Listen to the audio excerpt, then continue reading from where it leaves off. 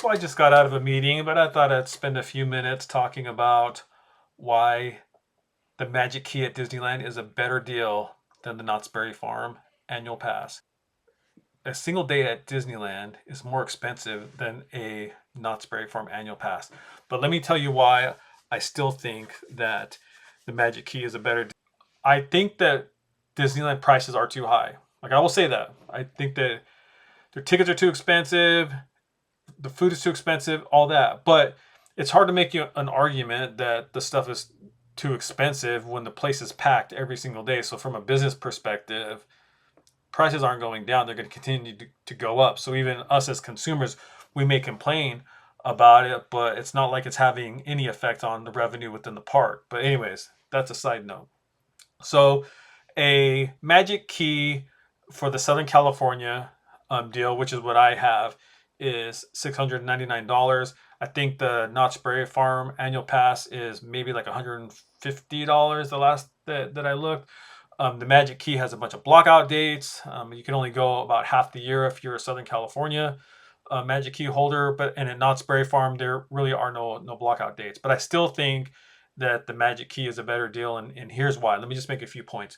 For one, when I go to Knott's Berry Farm, and I've been an annual pass holder at Knott's Berry Farm for many years, there's just like not a lot for me to do.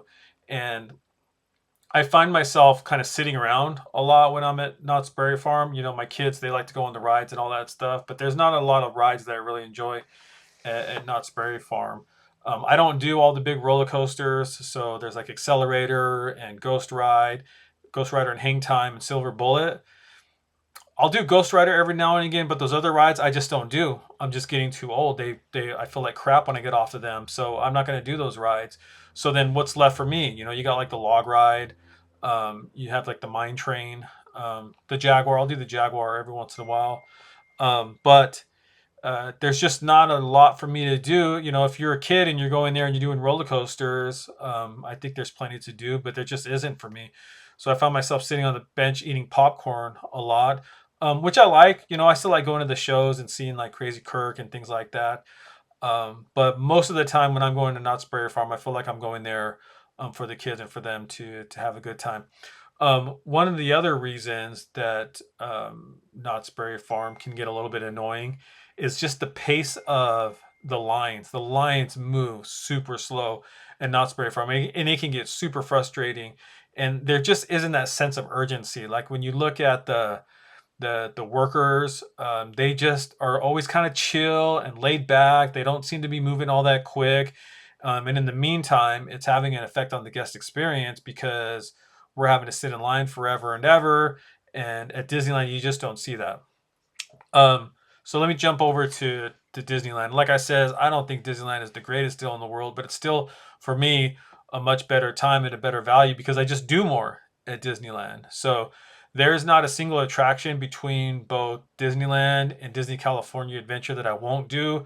I don't really ride Incredicoaster all that much, or the Guardians of the Galaxy Mission Breakout. Like those are kind of at the borderline of like what I can tolerate. But it's not super uncommon for me to go to Disneyland and do like between 20 and 30 rides. So when you take the amount of rides that I do and you divide that by the amount of money that you're spending, for me, it just ends up being from a analytical point of view, just a better deal in terms of the value that I'm getting. The entertainment is better at Disneyland. Um, you know, you got shows like World of Color, Fantasmic, things like that. You're just not going to get that level of entertainment or an experience at Knott's Berry Farm.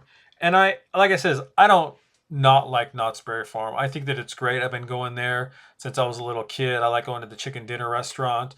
One other thing I'll add about Knott's Berry Farm is that the crowd there can get a little rough. I've broken up fights there, and that can definitely put a damper on things in terms of the experience. So that's just another thing that you have to take into account when you're thinking about the difference between the two parks. So, anyways, those are some of the reasons that I think that the Disneyland Magic Key is a better deal than the Knott's Berry Farm annual pass. If you like content like this, give me a subscribe. I'm a low-key Disney fan. Just like to chill and give some of my opinions on the parks and things like that. And I'll see you in the next video.